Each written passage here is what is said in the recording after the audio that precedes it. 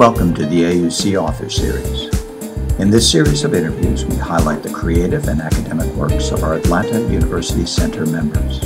Our guest today is Dr. Lynn Sun, Assistant Professor of Design in the Art Department at Clark Atlanta University.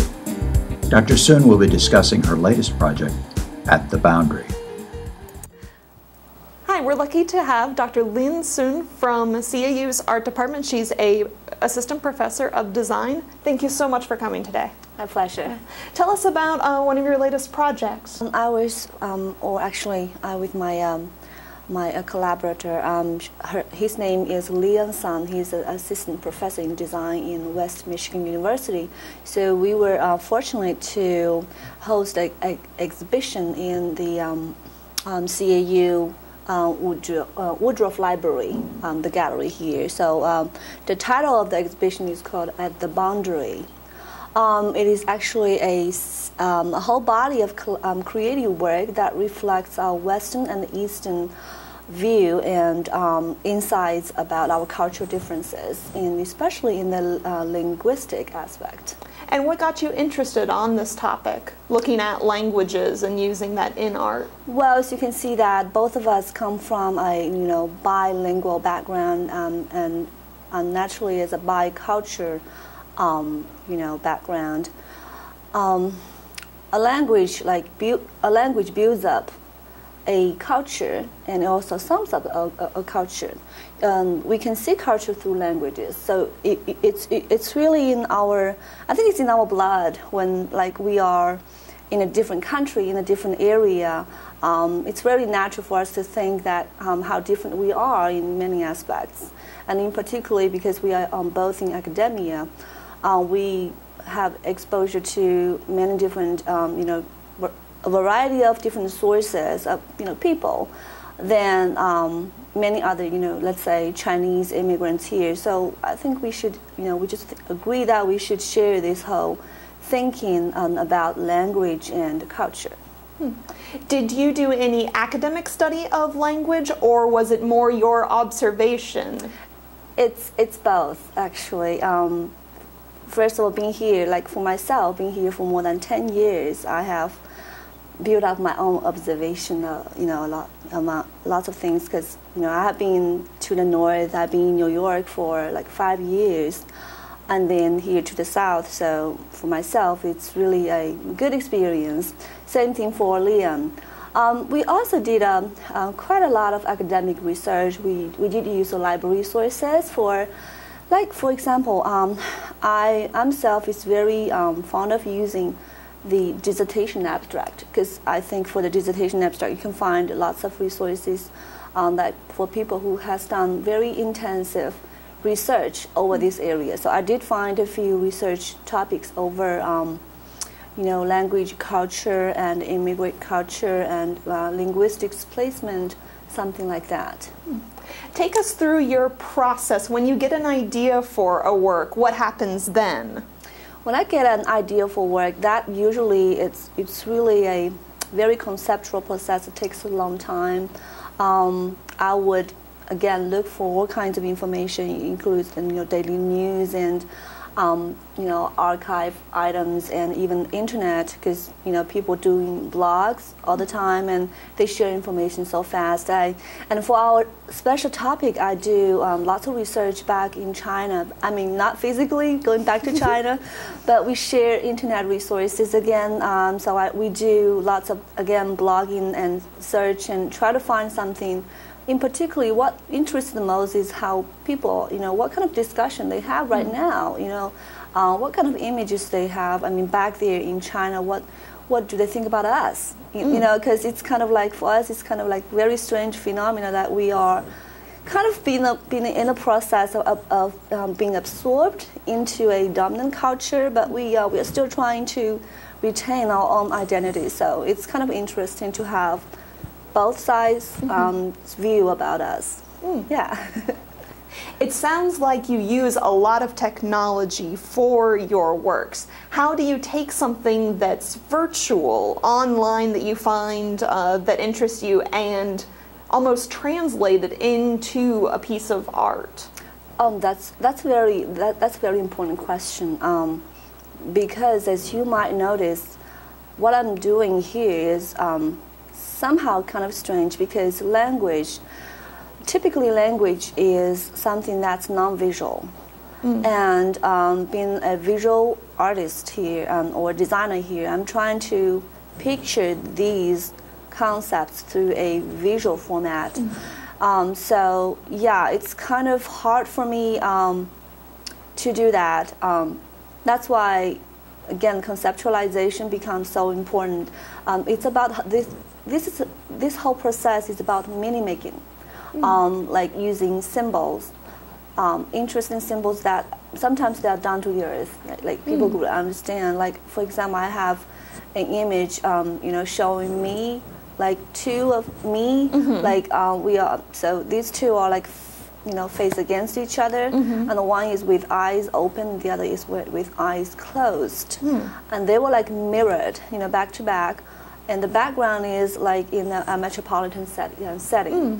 Well, it really reflects my personal experience, being in New York, being in Atlanta, actually I came from Beijing in China, so they're all large cities, and so, how easy or how difficult it is to, to keep your identity in such a, mixture of transnational context.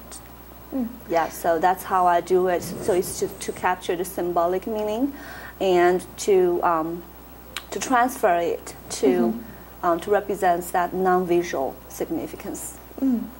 You make a really, really interesting point about how a lot of language is non-visual, just how we speak to each other, interacting verbally.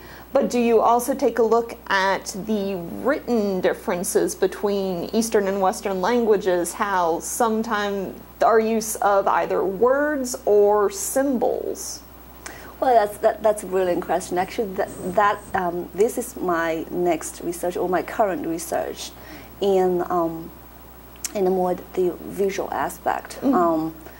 As there is actually a subject area in graphic design or advertising design where I teach. It's called typography, but it basically means the art or the subject of using or creating fonts. Well, being because my background is in visual communication, and I have been interested in the using of fonts and words and typefaces, because it's everywhere. So I'm very interested in this area. That's something I'm doing. So it's pretty much how perhaps I will do the same symbol. I'll go through the same symbolic meaning making process. But this time it's more about the visual, how we can see a symbol that's somehow distant from the Western culture. However, I would find a way for people who don't really understand this word to understand it. So there will be some like visual aid to that. I'm doing that right It'll be now. very interesting to see. A student might be starting one of their first collections, or they might be thinking about a visual project, but they might feel a little intimidated about how to start. What's your recommendations for someone starting out in art and design? Okay. For students, actually, it's Leon and me. Again, we collaborated over lots of projects. Actually, we did one thing that you might be interested to hear. Last semester, we got a grant, like $2,000 for like a competition. That competition is for this first round of contest. It's for 2 countries students, USA and China. We found a few institutions, of course, include CAU, to participate in a repackaging design competition. What does that mean? It means that you can, for example, you can redesign a new package for, let's say, Coca-Cola.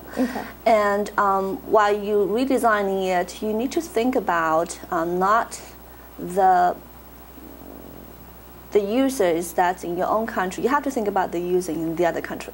So for example, like you are here in USA, so you have to think about how do I redesign my package so that the consumers in China are really interested in buying it because of the repackaging. So we did this competition for one project. And yeah, that's one of my suggestions for my students. So if you want to explore your own culture, borders and identities, you can do something in the applied art form. You mentioned it briefly that you're working on a new project with typography. Can you tell us a little bit more about it? Yes. For example, I can show you two works. Maybe they're not published, but I can share with you.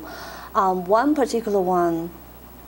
Well, first of all of my work are related to the typical immigrant living experiences, and its meaning making process. So. The first example relates to a poem, a Chinese poem.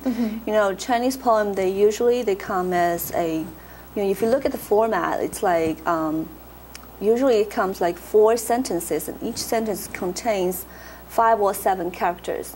So if you place them all together, they really look like a square. So that's really interesting. So that's the type, and then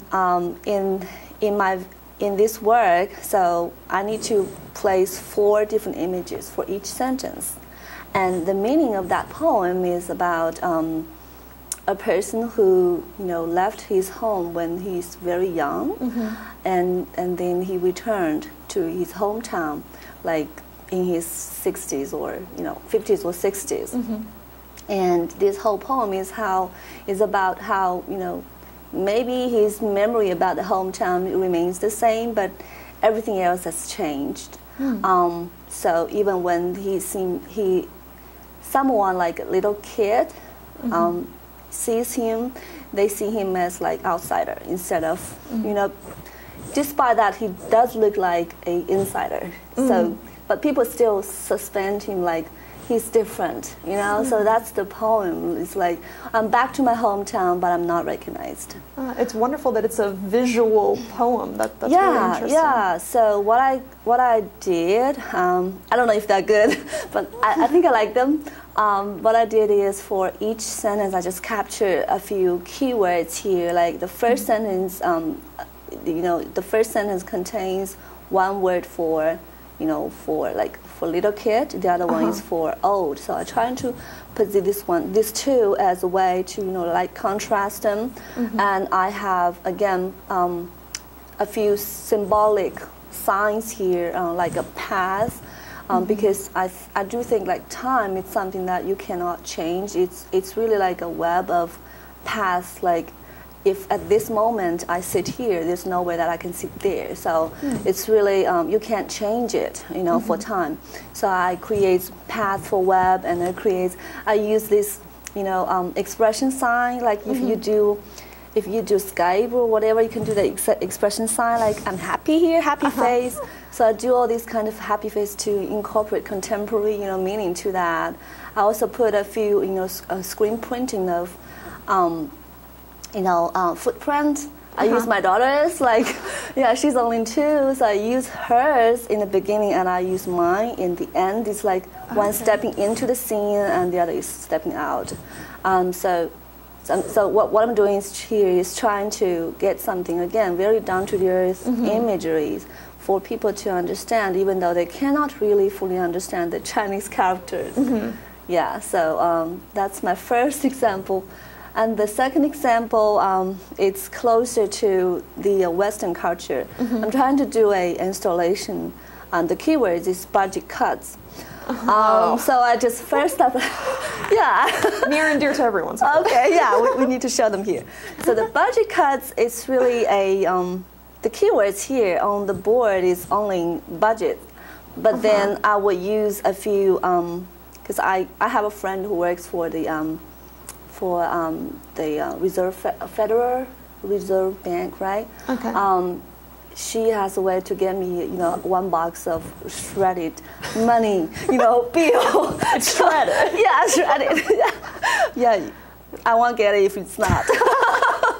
Okay, then that, so I would get all these cuts of, the cuts of money to be somehow get on the board, so people would see that it's 3-dimensional, and people will see the type, it's budgets, but then it's cuts, it's a cut budget.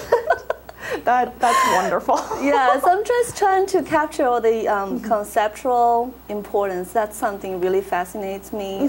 It's something my students hate most of the time. Yeah, yeah, because always in conceptual process, I ask them to stop using technology, use your own head, use your own mind to think about, because this is more important. But students, they can't wait to to do that. In your projects, you talk a lot about your identity and a unique insight that you have living in two cultures. Has working with your projects, has that helped you feel like you maintain part of your culture? Does it help you examine the two cultures that you've taken part of? You know what? I think for now, the true answer to that is I really becoming, I'm in the process of getting to a stage that I do not care. Because I did care a lot. I was very oversensitive about, I was very oversensitive about how people think about me. Like, what is it if I could do better? Because, because I landed in this country as a student, and I experienced lots of failures. Like, I think my first, when I did my graduate school, my impression with my advisor is very unpleasant, because I think he was correct because I was not very clear about what I wanted to do or who I am, something like that. So I got lost in lots of issues. But when I look into all, going through all this research, I just feel so blessed that I'm the first one who get relieved, maybe. Like, it really doesn't matter. It's what you, well, when we come to this world, you will carry missions, right? And it's, in your life, it's about sometimes it's about how to figure it out. Sometimes it's about how to just go through it without even having to know what it is about. So I just feel okay with this. That's wonderful. Are there any artists that have really inspired your work, or that you just want people to know about? Talking about art forms, there are like millions of different artists that whose work and designers whose work has inspired me. But in specific this topic, I don't see many. Yeah, especially in the area of designing. See, that's the difference the biggest difference between art and design is that design always carries a function. It carries a meaning. It needs to be evaluated using a criteria, but art is not. Art is like, well, whatever I want to show to my audience, they would accept it. So because my area is in designing, so I'm always trying to carry a function with my work, which is not very often seen in art, traditional art dominant, society. In a lot of subjects, scholars will find universal laws. Some things in physics always apply, some rules of music always apply throughout different cultures. Have you found that there are elements of language that, forgive the pun, translate both cultures? Or, culture that's been transcended over different languages, right? Yeah, I can give you millions of examples, actually. For example, the first one could be love. Love exists in every single culture, even there's no language. And like, for example, for my daughter, like, because I realized after she was born, like in every culture, they have a word for mom and dad. there are just many different things that people can share without even knowing that language. Yeah. So so that really built up the platform for us to communicate the same kinds of concepts, but using different kinds of media. But I do want to stress the other way, which is more interesting to me, is what if we have the same languages, but we don't have the same culture? That's more interesting, because I do speak English, right, as you can obviously see. I've been in this country for 10 years, more than 10 years, and once I sat in my, it's in NYU, and I think that's one of the most important conversations I ever had in my life. It was with a professor in media ecology, and he said one thing to me. He said, we cannot talk, too deep because we don't have the same culture. Language wasn't the problem. It was language was not the barrier. We could talk about many kind of things, but it's the culture. Like if he tells me something about a pop art or an artist or like a musician, I don't even know who that guy is.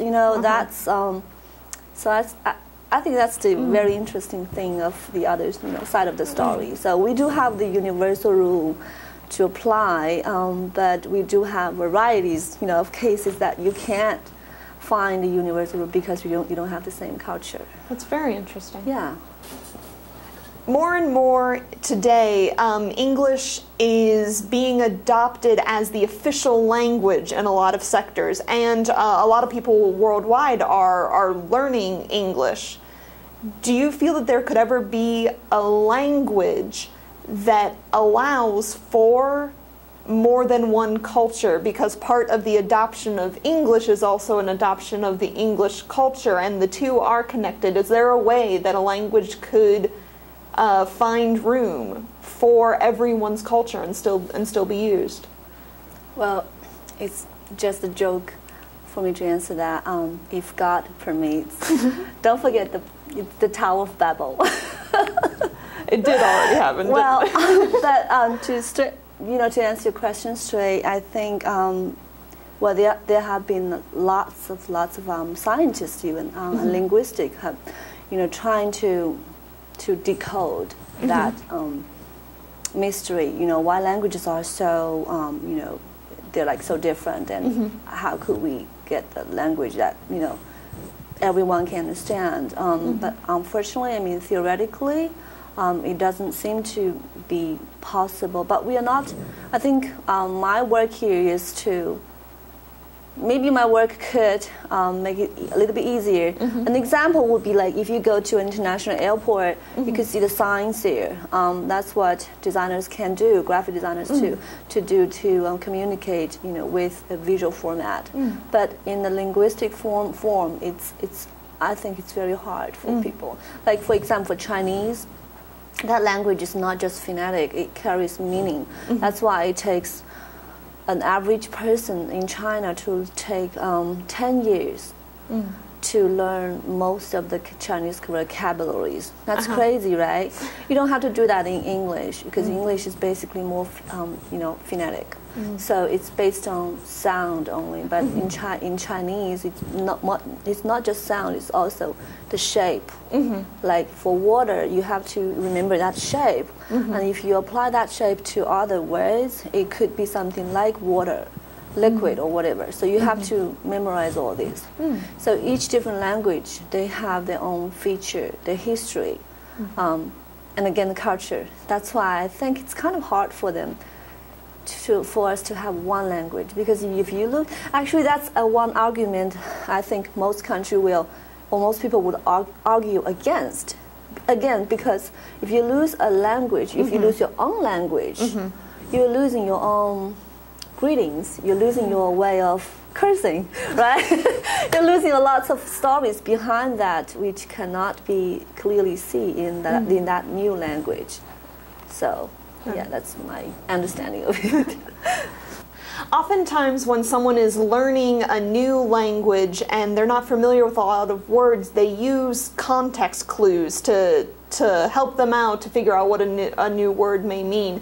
Do you offer your audience context clues in your work, so if they're not familiar with the language, they can still grasp and understand what you're trying to convey?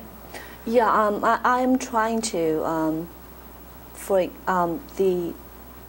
okay, one example that I have is that same poetry that I introduced to you. Actually, the last sentence, the keyword is that that person was positioned as a guest instead of homecomer. So the keyword is the guest. So what I did is actually,